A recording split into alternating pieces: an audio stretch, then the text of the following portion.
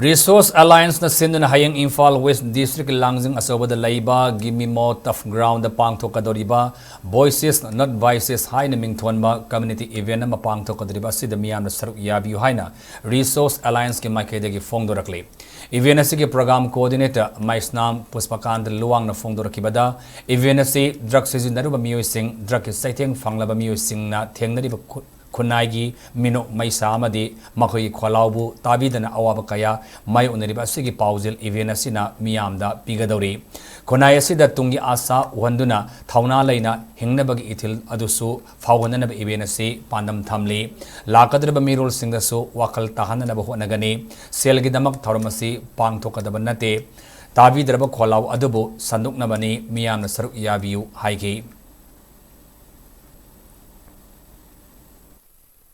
28 September Namazing Numit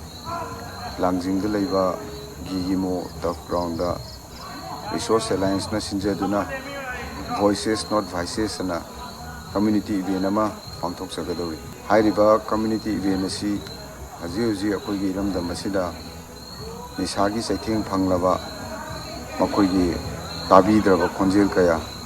Amadi Nisa Chariba Singsina Tola Aba Matamda Makoibu Mi magi human life ki dignity value masak khangna society is the leiba ipung khudi magna manana yengbagi mahutta